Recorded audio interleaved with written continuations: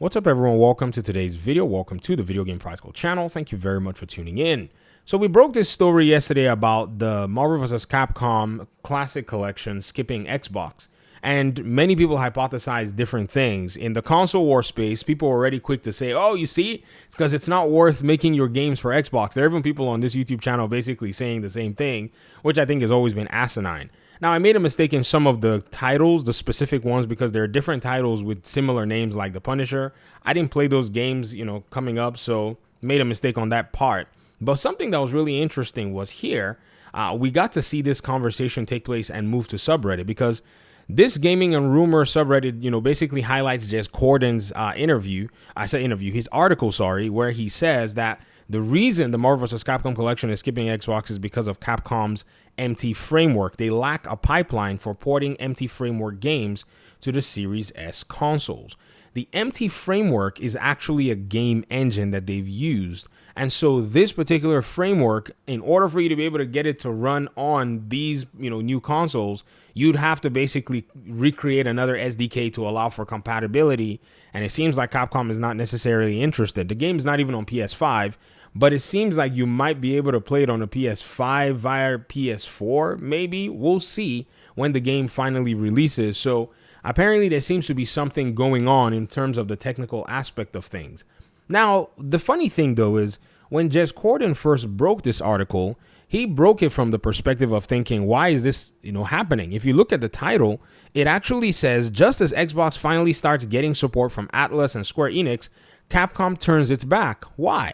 So in this article, he talks about a bunch of things and, a host of things that may be going on.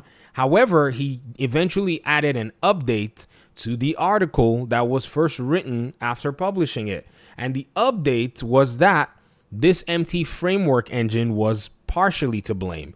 He then cites exactly where he gets that information from. And he says, we saw a suggestion from Jaw Muncher on Twitter X that Capcom's empty framework engine is to blame for the recent spate of Xbox omissions. Our sources indicate that this is correct. Right now, Capcom has no pipeline for porting older empty framework titles to Xbox Modern Era system, which makes it more expensive to deliver the same titles than it would porting them to PlayStation 4, Switch, PC, and so on and so forth. Perhaps Microsoft could step in and lend a hand here. We can only hope. I don't think Microsoft has any reason to want to do that.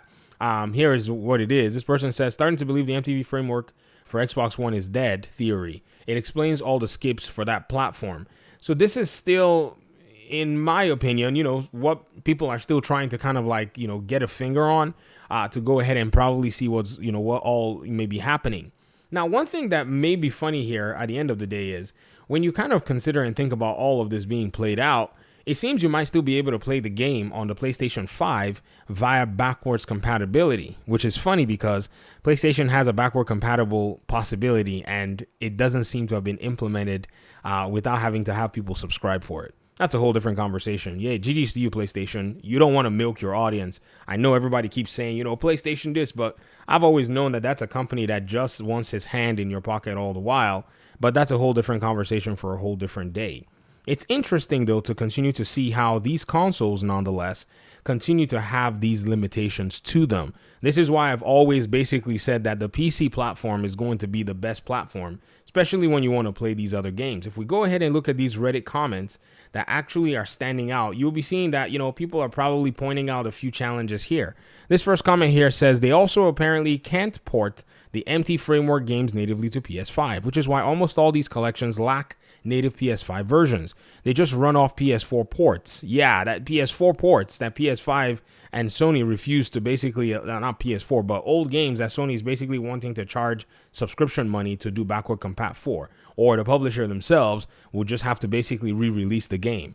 What a mess. The empty framework engine isn't supported on Xbox Series S and PS5 consoles, and while it used to be supported on Xbox One, it isn't anymore as of 2021. I have no idea why. Well, maybe because, the Xbox One is no longer really, one of those consoles that's on the forefront. This person says frameworks fall out of support and no longer are provided security vulnerability updates to it. Happens all the time in the application developer world. You just have to upgrade your application to a later framework that's supported. That was on Capcom to do.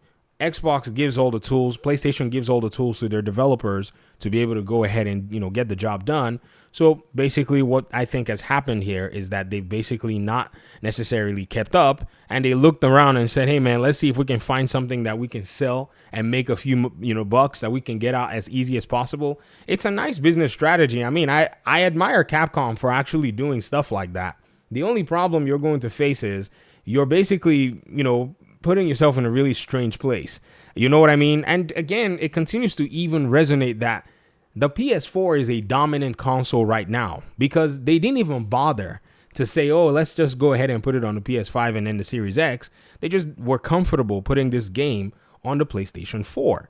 If you continue to look at it, you continue to see the trends that the PS4 generation was just such a, gargantuan generation that it's not one that can easily be missed or easily be, in my opinion, ignored by any publisher. But anyways, wanted to go ahead and talk about that, put some context to all what was going on.